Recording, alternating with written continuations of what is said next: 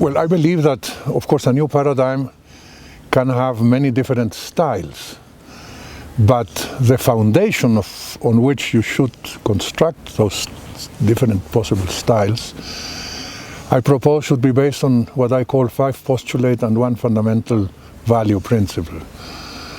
And those are, first, the economy is to serve the people and not the people to serve the economy. Second, development has to do with people and not with objects. 3, growth is not the same as development, and development does not necessarily require growth.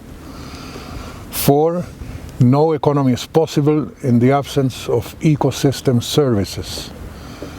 And 5, the economy is a subsystem of a larger finite system, the biosphere, hence permanent growth is impossible.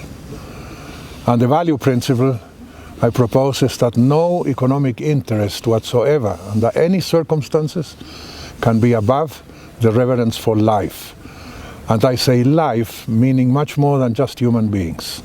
Life in all its manifestations, of which we are one example.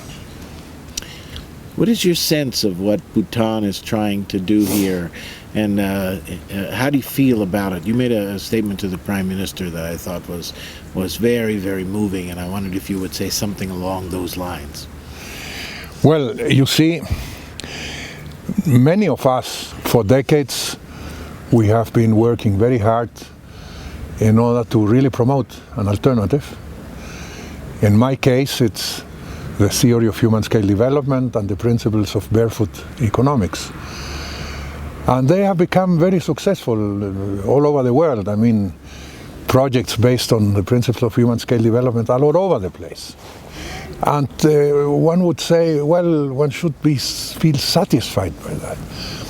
But in a way we don't, because my feeling is when I see all those projects going on well, I get the impression that they are a big collection of anecdotes that don't make history.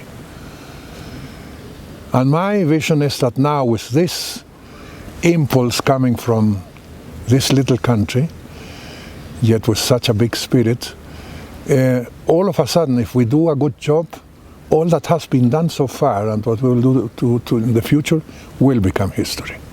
And that is the important thing. This gives much more legitimacy to what many of us have been doing for decades. Because now you see that there is an attempt to really mobilize the entire world as it was manifest in the United Nations General Assembly. And this makes you hopeful? Of course. At my age, if I wouldn't be hopeful, well, I wouldn't be here any longer, you know. And for me, in the personal respect, I mean, this is beautiful. I became 80 years of age 2 months ago, in October.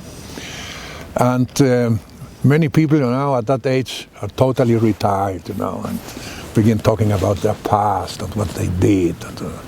And for me, it's fascinating that at the age of 80, I mean, you are starting a new project. You know? And that makes me very happy. I feel very realized in that respect. Tell us your vision of the world in 2050.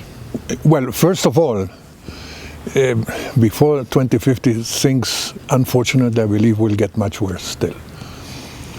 Many, you know, in what I consider to be a very frivolous manner, you know, say, no, we are just overcoming, I mean, the crisis. I mean, everything is going to be fine now. No, it's not as easy to get out of something, you know, that is sick in the roots.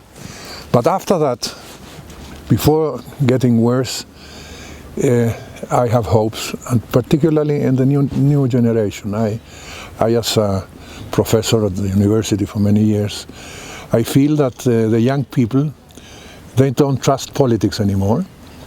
They are indifferent to what politicians want to say. They don't trust them anymore.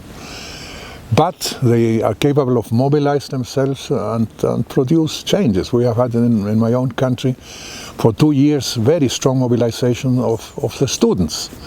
And that brought about important changes in the educational policy of my country. And this is going to happen more and more all over the world. So my great hope is that in 2050 it is the new generation that will be in charge. And I think they with what we leave them, with this new paradigm, they will be able to do a good job.